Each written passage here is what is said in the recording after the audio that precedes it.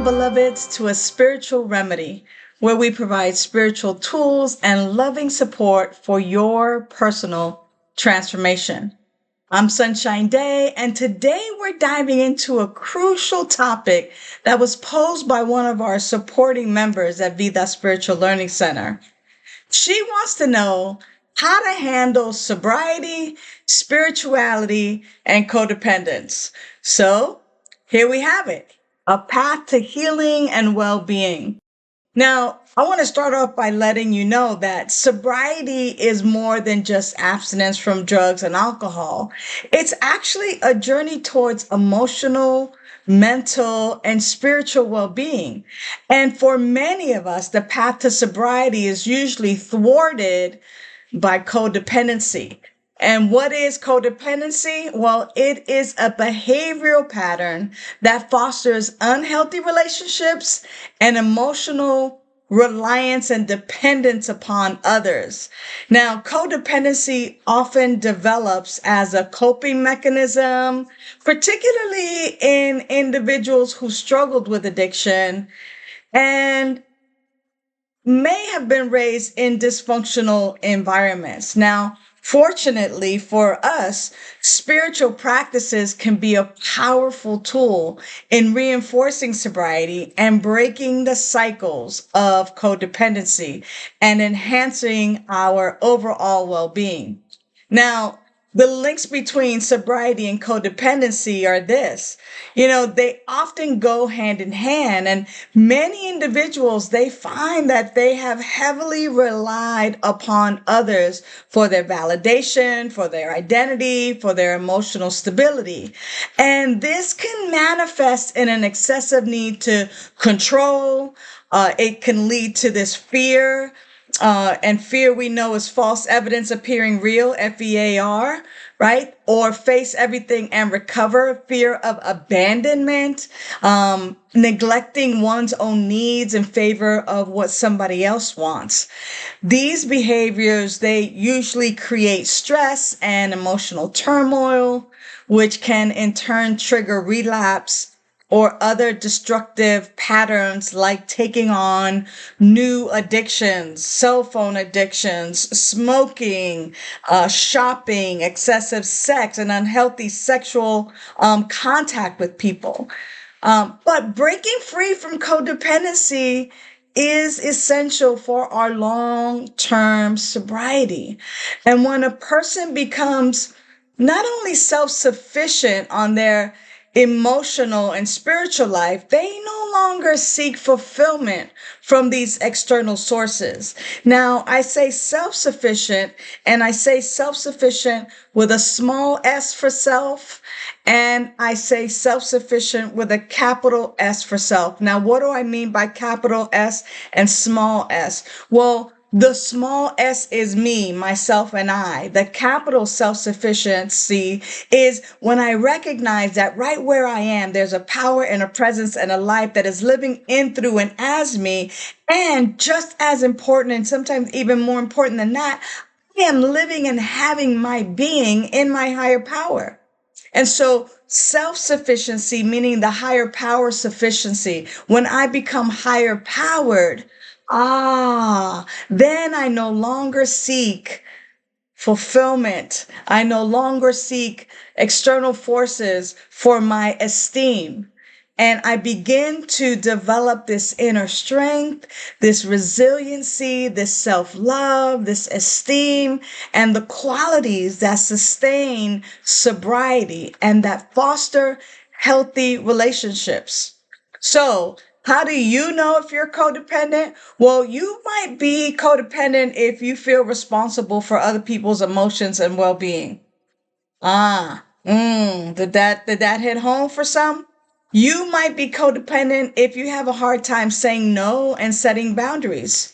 You might be codependent if you seek validation from other people in order to feel worthy or complete. You might be codependent if you fear abandonment and you go to great lengths to avoid it. And you might be codependent if you put others' needs above your own needs, even at your own expense. the expense of being resentful towards others. After all, haven't I done so much for you after all I did for you? Yeah. So recognizing these signs, beloved, is one of the first steps to breaking the cycle. And while we are tackling our addictions, our alcoholism, and that is the primary purpose, awareness of our codependency, it allows us to begin to heal alongside our sobriety journey. And we begin to heal from the inside, no longer putting ourselves secondary to the wants and needs of other people. Now, here's the role of spirituality in recovery. Now, spirituality in any form provides a foundation for our healing, for our personal growth, and it connects individuals to something greater than themselves, but that already lives within us, okay? So I'm not talking about some power and presence outside of you as much as it is life itself. It is living in, through, and as you. But when we believe that we're disconnected from this power and presence, then we are. So whether it's God, whether it's the universe or energy or higher power, any spiritual practice that you begin to engage in begins to heal you, not only from your addiction, but also from codependency. And we begin to cultivate an inner peace, an inner clarity, an inner emotional stability. And having an inner peace and clarity and stability are the foundations and the grounds for which we not only are now promoting our own self-awareness, but it begins to help you recognize the destructive thought patterns of codependency. And you can begin to replace those with positive, constructive beliefs, practices, and deepening. Because it's not just about believing, it's about knowing. Because I could believe all day long, but unless that belief transforms itself into a deep knowing and a deep trust, I'm still in the beginning stages. Also, our spiritual practices foster this acceptance and forgiveness. I get to accept that sometimes people are not capable of being who I want them to be. And therefore, that fosters this idea and this practice of forgiveness, and it reduces guilt and shame that often accompanies why people drink and use, right? So spiritual practices also creates a sense of community when there are others who are engaging in their own practice and they're feeling this sense of serenity and tranquility. This allows us to be in community, in fellowship, where we support one another and we guide one another. So here's 2 daily practices for strengthening your sobriety and for reducing codependency. In the top of your day, whether you are up at 8 a.m. or whether you are up at noon, whatever the start of your day is, start the day with a moment of just some stillness and some quiet, because stillness can be transformative. A simple meditation practice of even 5 minutes a day can begin to ground you and help you feel absolutely connected and reduce stress and set a positive tone for the day. Begin by just like sitting quietly and focusing on your breath. You might even tell yourself, I'm breathing out, I'm breathing in, I'm breathing out, I'm breathing in. And in those moments of stillness and quiet, you might silently repeat to yourself, I am whole within myself, or I trust my inner strength.